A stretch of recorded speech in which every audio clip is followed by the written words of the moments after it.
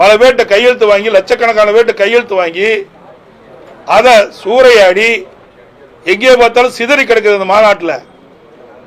அப்படி என்றால் இந்த நீட் தேர்வில் இந்த அரசு எவ்வளவு அக்கறை செலுத்துகிறது என்பது இதிலிருந்து தெளிவாக தெரிகிறது. இதெல்லாம் ஒரு நாடகம். மக்களை நீட் தேர்வு ரத்து செய்யப்படும் என்று மக்களையும் மாணவர்களையும் ஏமாற்றிட்டு ஒரு நாடகம் தான் இன்றைய ஆட்சியாளர் அரங்கேற்றி கொண்டிருக்கின்றார்கள். இன்றைக்கு இருக்கிற முதலமைச்சரும் அவருடைய மகன் திரு உதயநிதி ஸ்டாலின் அவர்களும். அதே போல பல தீர்மானத்தை பற்றி இங்க கேட்டீங்க. ஒரு தீர்மானம் கூட மக்களுக்கு பயன்படுகின்ற தீர்மானம் இல்லை.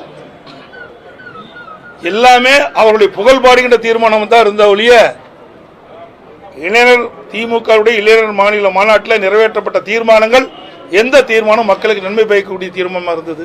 எதுவுமே கிடையாது. அது மட்டும் இல்ல, 2021 சட்டமன்ற பொதுத் தேர்தலின் போது 520 அறிவிப்புகள் வெளியிட்டாங்க. ஒரு சிலவற்றை செஞ்சாங்க.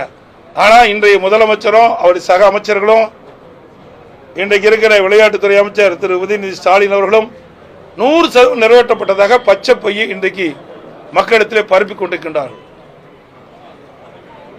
திட்டமிட்டு ஊடகத்திலையும் பத்திரிகையும் இதை வெளியிட்டு மக்களை ஏமாற்றுகின்ற ஒரு அரசாங்கம் தான் இன்றைக்கு இருக்கின்ற அரசாங்கம். திராவிட மாடல் ஆட்சி என்பதை இந்த நேரத்தில் குறிப்பிட விரும்புகிறேன்.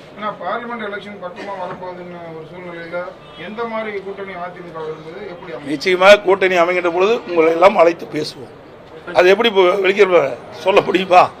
கூட்டணியெல்லாம் பேசப்பட்டு வருகிறது. ஆகவே கூட்டணி என்பது அந்தந்த சூழ்நிலைக்கு தக்கவாறு அமைக்கப்படுவது. அது அனைத்து இந்திய அண்ணா திராவிட முன்னேற்ற கழகம் சரியான முறையிலே கூட்டணி அமைக்கப்படும்.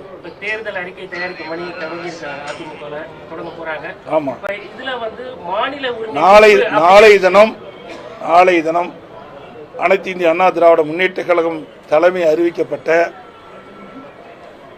அனைத்து இந்திய அண்ணா திராவிட முன்னேற்ற கழகத்தின் நாடாளுமன்ற தேர்தலை ஒட்டி தேர்தல் அறிக்கை தயாரிக்கின்ற பணி துவங்குகிறது.